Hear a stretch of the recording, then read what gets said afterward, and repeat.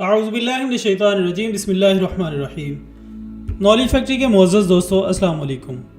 ناظرین اکرام، تاریخ کے ہر دور میں ایک سے بڑھ کر ایک دولت مند اس کرۂ ارض پر نمودار ہوا اور کچھ عرصہ اپنی دولت کے سبب مشہور ہونے کے بعد مٹی کا ڈھیر بن گیا۔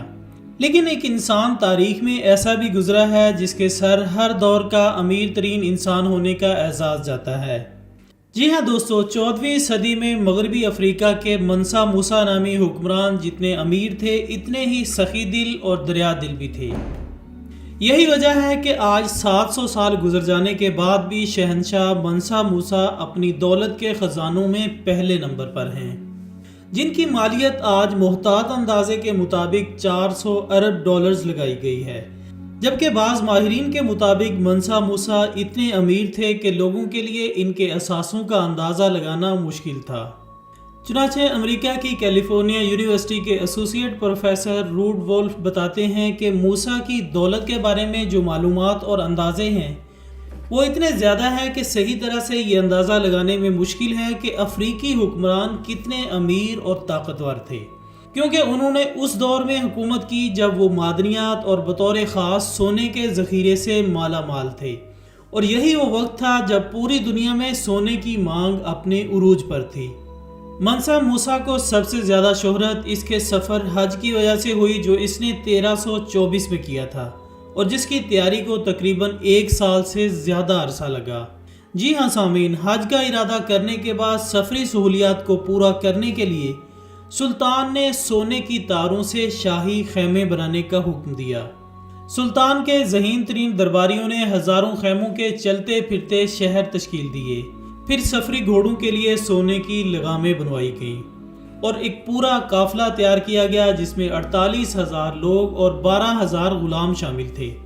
دوستو، اس قافلے میں عام لوگوں کی تو جس انداز سے تیاری کی گئی وہ الگ تھی، لیکن غلاموں کے لیے بھی شاہانہ طرز انداز اپنایا گیا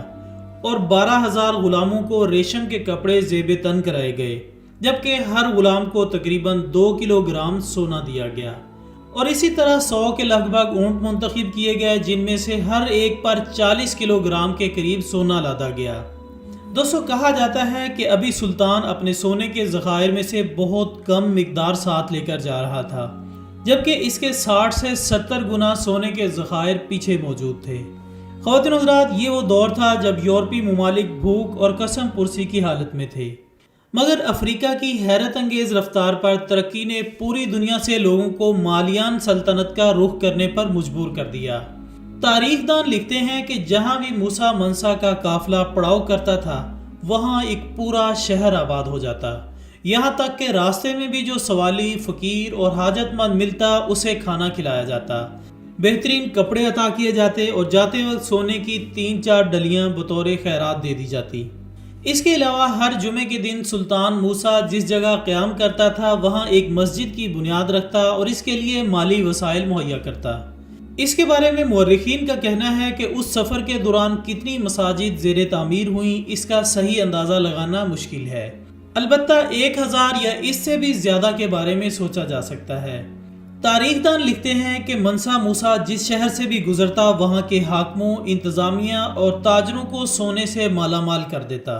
مختلف ریاستوں کے بادشاہوں سے بھی ملتا ہوا جب وہ مصر کے مملوک سلطان النصر محمد جیسے جاہ و جلال رکھنے والے بادشاہ سے ملا تو ایک تاریخ رقم کر دی۔ دوستو، کہا جاتا ہے کہ 4000 کلومیٹر کا یہ سفر راستے میں آنے والے تمام ملکوں کے لیے خوشحالی کا ذریعہ بن گیا۔ سلطان نے اپنے راستے اور حج کے دوران اس قدر سونا تقسیم کیا کہ ان تمام علاقوں کی معیشت بدل گئی، سونے کی قیمت کم ہو گئی اور بہت سے علاقوں کی معیشت تباہ ہو گئی۔ ادھر حج کے فریضے کو ادا کر لینے کے بعد سلطان کو جب یہ معلوم ہوا کہ ان کی مدد کی وجہ سے کئی ممالک کی معیشت کو نقصان پہنچا ہے تو اپنے وزراء سے مشورے کے بعد اعلان کیا کہ جو لوگ سونا واپس کریں گے ان کو بھرپور بلکہ دوگنا معاوضہ دیا جائے گا۔ اس طرح لوگوں نے جو سونا خیرات یا تحفے کے طور پر وصول کیا تھا وہی سلطان کو اس سے بہتر داموں فروخت کر دیا۔ یوں جن ممالک کی معاشی ساخت کو نقصان پہنچا تھا وہ ختم ہو گیا۔ ناظرین، یاد رہے کہ سلطان صرف سونے کی وجہ سے ہی دولت مند نہیں تھا بلکہ بہت سے شہروں اور کئی میل دور تک رقبوں پر اس کی حکومت تھی۔ یہاں تک کہ سلطان کی سلطنت اپنے وقت کی سب سے عظیم افریقی سلطنت تھی۔ ایک اندازے کے مطابق 400 شہروں پر اس کی حکومت تھی، جو کہ آج کے اعتبار سے 6 سے 7 افریقی ممالک بنتے ہیں۔ دوستو، اسی کے ساتھ ساتھ سلطان موسیٰ نے 25,000 طالب علموں کے لیے ایک تعلیمی درسگاہ بھی بنوائی اور ہر طالب علم کے تمام اخراجات خود اٹھانے کی ذمہ داری لی، جبکہ درسگاہوں میں پوری دنیا کے قلمی نسخے رکھوائے گئے جن کی تعداد کروڑوں کے قریب بنتی تھی۔ اس کے علاوہ حج سے واپسی پر منسا موسیٰ مکہ معظمہ میں ایک اندلسی معمار ابو اسحاق ابراہیم الساحلی کو اپنے ساتھ لائے۔ خواتین و حضرات، منسا موسیٰ کے اس سفر کی وجہ سے ان کی دولت مندی کے قصے یورپ تک پہنچ گئے اور یورپ سے لوگ صرف یہ دیکھنے کے لیے آنے لگے کہ آخر ان کے پاس کتنی دولت ہے اور جو کچھ کہا جا رہا ہے وہ کس حد تک سچ ہے۔ پھر جب منسا موسیٰ کے مال کی تصدیق کر لی گئی تو مالی سلطنت اور اس کے بادشاہ کا نام کیٹلان ایٹلس میں شامل کر لیا گیا، جس میں اس وقت معلوم تمام مقامات کا ذکر شامل تھا، اور اس طرح منسا موسیٰ کے زمانے سے پہلی مرتبہ بیرونی ممالک سے تعلقات قائم ہوئے، جہاں وہ نیک حکمران اور اپنے عدل و انصاف کے متعدد قصوں کی وجہ سے مشہور ہو گئے۔